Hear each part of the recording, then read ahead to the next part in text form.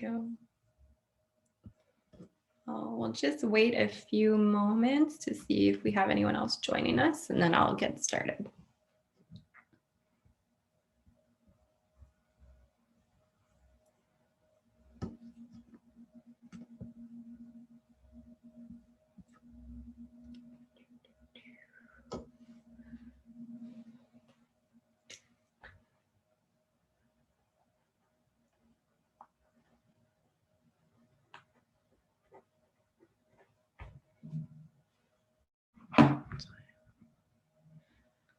All right.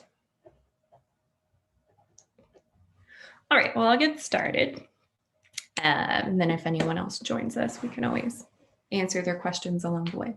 All right, so my name is Amy. I'm an academic advisor at the Faculty of Arts, and I will be presenting today's capsule, which is Understanding Your Course Sequence.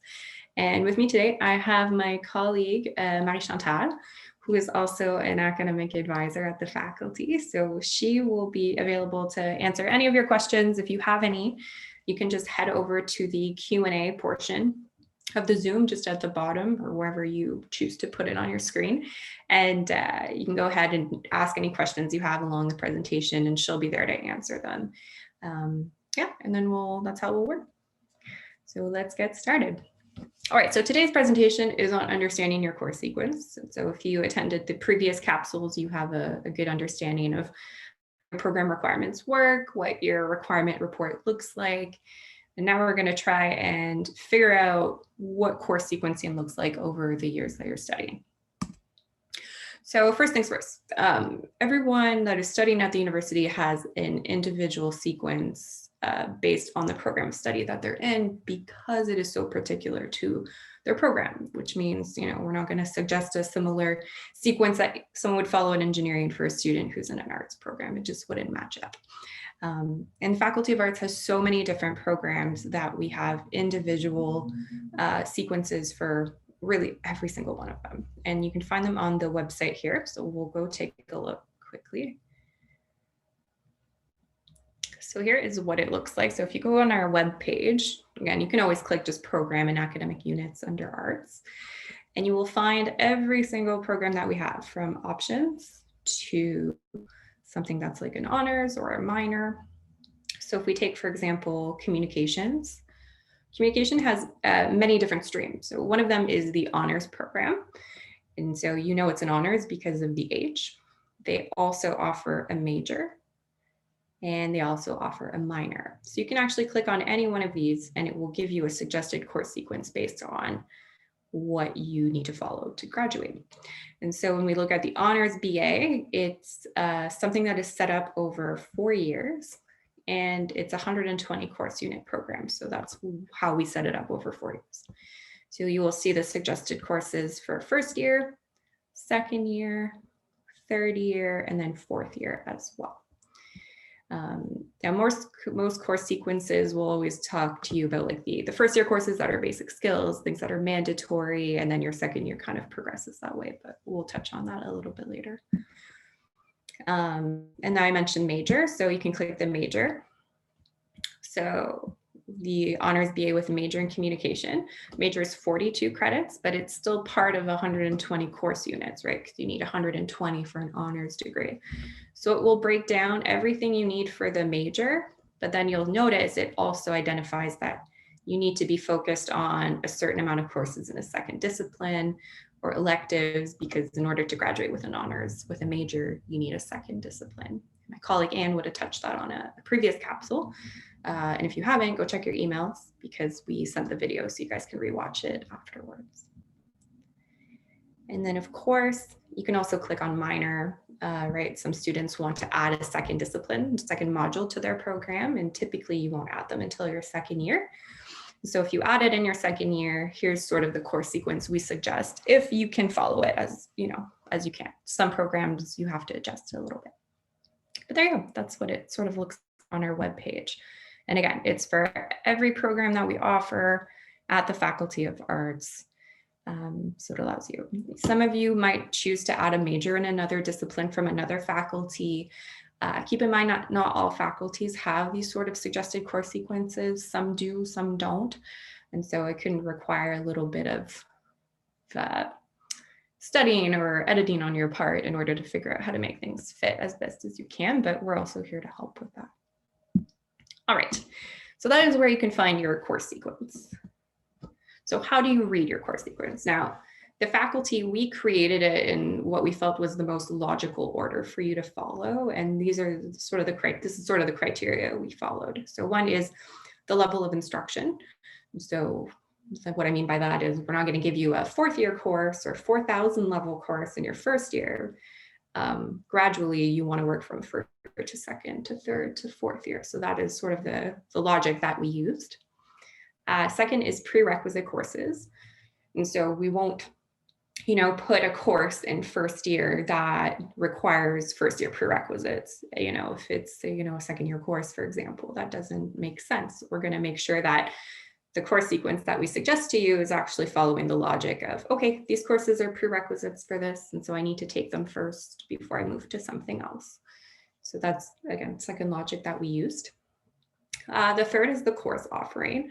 So as best as we can, when we build these course sequences, we look at previous course offerings from different terms that the department has offered, and we try to figure out exactly when we think they're going to be offered again, what is the logic, so that when you look at your course sequence, we're not giving you courses that will never be offered in a particular term. You'll be able to look at it and be like, okay, this course is typically offered in the winter, so this is why it's on the course sequence, and this is why I need to plan to take it in that particular term.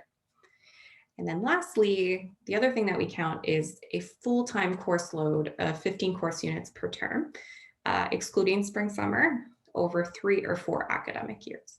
So this is important because when you look at a course sequence, again, most students, when they start off, tend to start with 5 courses per term. So that's typically 15 course units. And we do it that way because it is the suggested way that students tend to follow. It doesn't mean, again, that you have to follow what is there. It is simply suggested. There are many students that choose to do 4 courses per term. Other students start their program of study or get to 3rd year and decide that they want to be part-time because they got a job somewhere. That's totally fine. Then that becomes a question of just modifying the suggested sequence, but it is just there, assuming that you want to graduate in 4 years or 3 years. That is really how we built it. So this sort of goes back to what I was showing previously on the first slide. This is what a course sequence looks like. And so we will always write what the name of the program is. Again, we say suggested because it's a suggested course sequence. It doesn't mean that you need to follow it. It's just suggested and it's there to help you. We put 4 years and 120 course units. So that's, again, under the principle that you are completing at least 30 course units every year for 4 years. So that's the logic. So when you look at 1st year, again, we identify that it's based on 30 course units. We identify what you should aim to take in the fall and what you should aim to take in the winter. Now, most students who are in the Faculty of Art have basic skills. I would say every program requires the same ones. So you're looking at English 1100, English 1120 or AHL, Philosophy 1101 or 1301, and then AHL 1100 or a 2nd level of philosophy. Now, again, these are 12 course units, so those are pretty much the same across the board unless you're a student that is studying English or philosophy. After that, we will include what is mandatory in 1st year. So again, in communications, for example, you'd have 2 mandatory courses, so we put them there.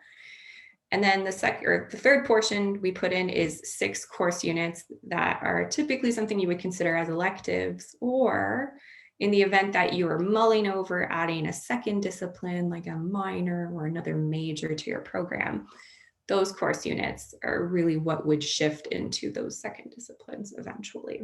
So that's sort of the basis of the logic.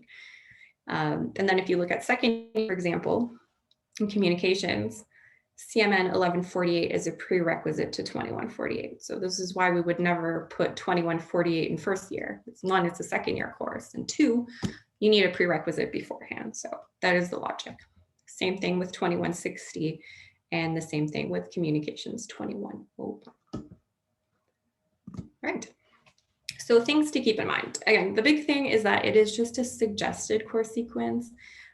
It can be modified based on the course offering. So you may come up one year and see that certain courses aren't offered, and that's okay. It's a suggested course sequence, and it's there to really support you and be like an extra tool for you to use when you're kind of planning out your courses when you're selecting them in May or in June. So when you start to build your course selection, here are things that you should keep in mind. So one is to check the course offering to make sure any courses you don't take may be available to you in a following year. So for example, maybe this year you want to drop a course, or you just want to drop a course itself, but you're mulling over like, oh, is it offered next year? Because it could be a prerequisite to what I need. That's something that you want to check before you make that decision. Something else, check course prerequisites before making changes, which I just touched on. So you always want to make sure that you're taking the prerequisites prior to taking the mandatory courses. And so this becomes more of not so much of an issue, but something to keep in mind for certain programs like communications. I would say something like second language teaching, those that are studying French as a second language, you have to complete the prerequisites before you take another upper year level course. So those are always things you want to keep in mind.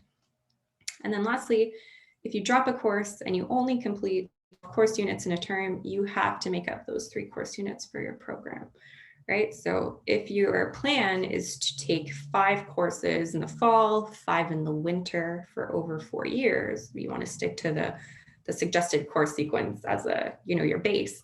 But then suddenly one term you decide to just take 4, that means that extra 3 course units that you didn't take, you're going to have to replace eventually. So, there are different options that you can look at. Some students choose to stay for an extra semester. That's one. It will delay your graduation by a little bit, but you can do that. Other students will choose to replace that course by taking a 6th course in a semester. Now the faculty only approves those requests if you have a certain average. And so if you're curious as to whether you're eligible for it, then get in touch with us and then we'll look over. And then another option is you can actually take that course in the summer. So the faculty does offer courses during the spring summer term, and it interesting ways to take it. So you can take a course over a full semester, or you can actually take courses over what we call subsessions. And a subsession is 6 weeks, and it is quite accelerated. So it means, let's say you decide to take English 1100 in that subsession, you're going to have 6 hours of class for English 1100 per week for 6 weeks.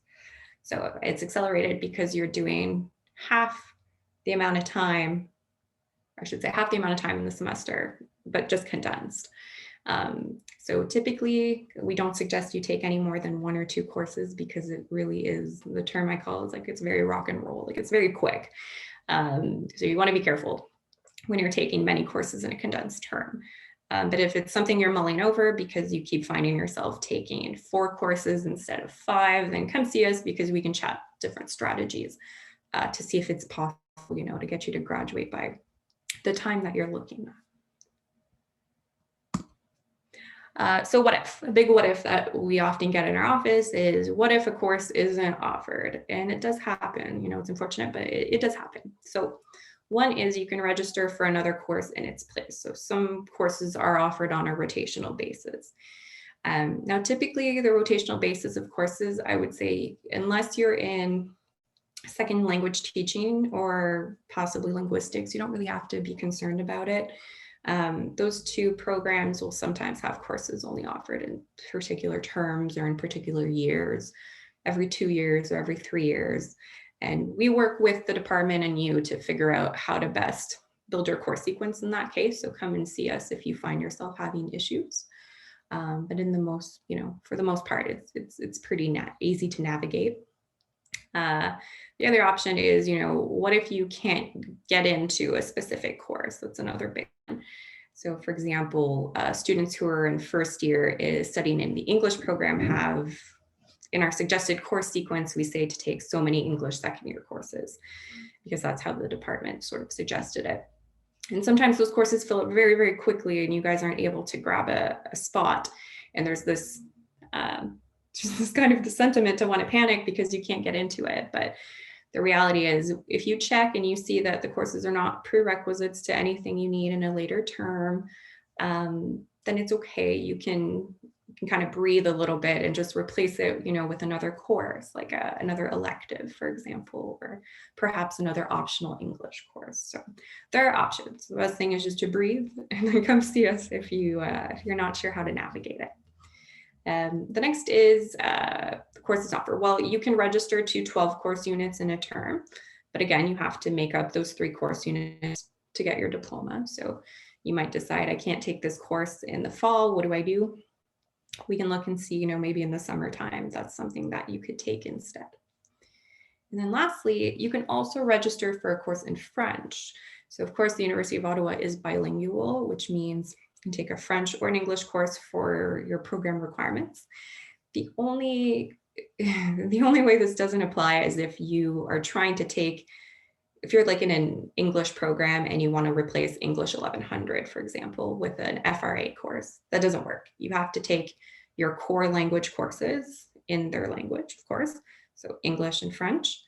But anything else can be taken in French or in English, provided the program lets you. So, for example, students who have the basic skills of philosophy 1100 or 1101. 1101 fills up very, very quickly, we understand, but perhaps you understand French really well and you feel comfortable taking a class in French, well, then that's great. To take the French equivalent, all you have to do is add 400 to the course code. So 1101 becomes 1501, and you can take the course in French. One thing to mention about French courses as well, whether it's English or French actually, is if you're in the French course, you can still submit your work in English and you can still write your exams in English. So that's sort of the benefit to it. You just attend the course in French, but everything you submit, everything you do can be in English.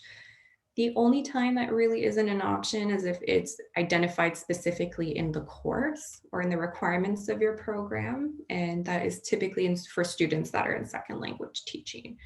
But other than that, it should be okay. If you aren't sure, then come and see us. We can look over your program requirements and make sure it's okay. But for the most part, it's pretty safe. And then if you need help or guidance on anything, we are here for you. Again, Marie-Chantal and I are both advisors, so we're open to helping, but we also have such a large team of academic agents who work at the front desk here. They are our specialists when it comes to course registration or understanding course sequences. So don't hesitate to go visit them if you have any questions. If you're not able to come in person, that's okay. You can reach out to us by email at arts@uottawa.ca. You can add yourself to the QList queue, so it's our virtual queue, to speak with someone via Microsoft Teams. You just need to make sure you download the application onto your phone. You can also book a virtual phone or in-person appointment as well. So those are all the options that you guys have. And to find our office, we're in Simard Hall, room 128. And we are open Monday to Friday, 9 a.m. to 4:30 during the school year. I want to take the time to really bring up the next capsule. So if you weren't able to attend our previous capsules and you're just attending today, know that next week we have, I would really identify it as like the most important capsule that you should attend out of all of them, just understanding how your marks can impact your studies. This will be hosted again by Marie-Chantal, our advisor who's in charge of academic standing, and it will give you the opportunity to learn about, how your grades in your how your grades are going to be impacting your studies as you go on in the university. What grades do you need to be maintaining? What happens if you fail a course? All these important questions that you might not think of until you get into the situation. Well, it will actually give you the opportunity to address it right now before you get into midterms and finals. And then hopefully you'll feel better prepared and more informed going into your midterms and your final exams as well. And okay. So I have the opportunity, Marie-Chantal, were there any questions in the chat? No questions in the chat. There you go. So again, if you guys have questions, that's okay. Sometimes it's be a little bit shy to type a question in the chat, and that's okay, or in the Q&A, I should say. So feel free to just email us and we will happily help you guys with that. But that said, have a great rest of your week. And yeah, that's it. Bye.